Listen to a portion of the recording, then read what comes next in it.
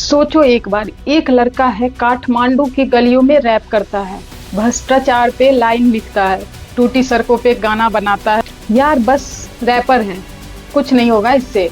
और आज आज वही लड़का पूरे नेपाल का प्राइम मिनिस्टर है, 35 साल की उम्र में। तो दोस्तों, यह कोई फिल्म की कहानी नहीं है, यह सच में हो गया। और आज हम बात करेंगे बालेन शाह की, जो रैपर से मेयर बने और मेयर से बन गए नेपाल के पीएम। तो पहले थोड़ा कॉन्टेक्स्ट लेते हैं। नेपाल हमारा पड़ोसी देश, इंडिया और चाइना के बीच दबा हुआ एक छोटा सा पहाड़ी देश। लेकिन पॉलिटिक्स के मामले में यहाँ तो हर साल नया पीएम आता था। 2008 से अब तक नेपाल में 13 से ज़्यादा सरकारें बन चुकी है। सोचो, मतलब एवरेज निकालो तो 1.5 साल में एक पीएम।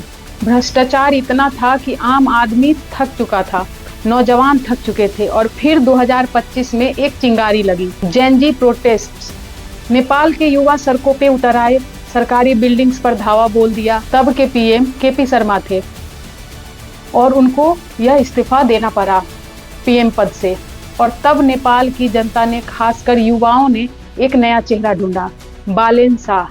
बालेन शाह की कहानी।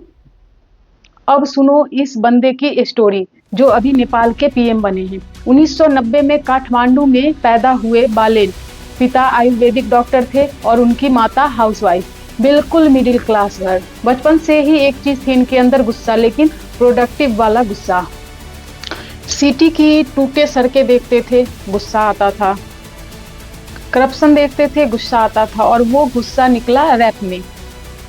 इन्होंने नेपाली में रैप करना शुरू किया। काठमांडू की गलियों की बात, नेताओं की चोरी की बात, सब कुछ इनके गाने में था। शायद आप लोग ये गाना सुनेंगे, अगर नहीं सुनेंगे तो एक बार जरूर सुनना। लेकिन साथ साथ पढ़ाई भी की, सिविल इंजीनियरिंग की डिग्री ली, स्ट्रक्चरल इंजीनियरिंग में मास्टर्स किया। तो एक तरफ इंजीनियर, दूसरी तरफ रैपर। फिर 2022 में उन्होंने एक बड़ा दांव खेला, काठमांडू मेयर का इलेक्शन। कोई पार्टी नहीं, कोई बड़ा नेता सपोर्ट नहीं, बस सोशल मीडिया, ग्रासरूट कैंपेन और जनता का भरोसा। और नतीजा वो तो आप लोगों के सामने ही है, वो जीत गए। पहले इंडिपेंडेंट कैंडिडेट जिन्होंने काठमांडू का मेयर इलेक्शन जीता। मेयर बनते ही उन्होंने अपना काम शुरू कर दिया।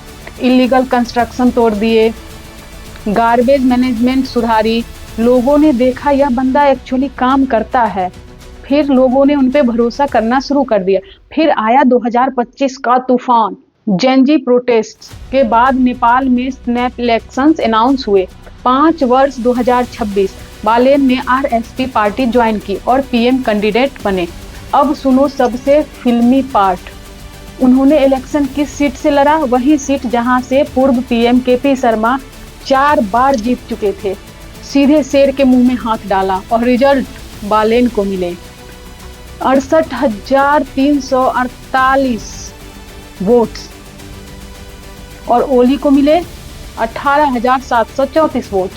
नेपाल की पार्लियामेंट्री हिस्ट्री में अब तक का सबसे बड़ा विनिंग मार्जिन।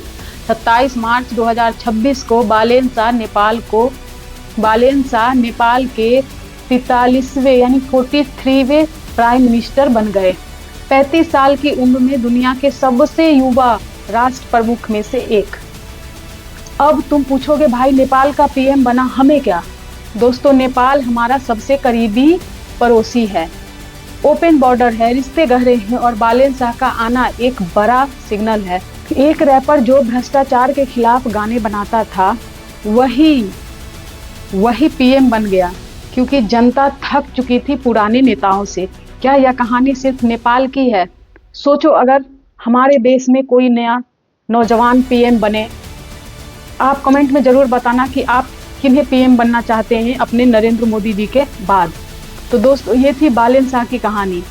रैपर, फिर इंजीनियर, फिर मेयर से अब फाइनली प्राइम मिनिस्टर। एक बात याद रखो, जब आप सच में किसी चीज के लिए खड़े होते हो, जब आपकी आवाज असली होती है, तो लोग सुनते हैं।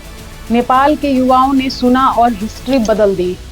अगर यह वीडियो अच्छी लगी तो लाइक और शेयर जरूर करें और सब्सक्राइब करो, ताकि ऐसी और इंटरेस्टिंग स्टोरी सबसे पहले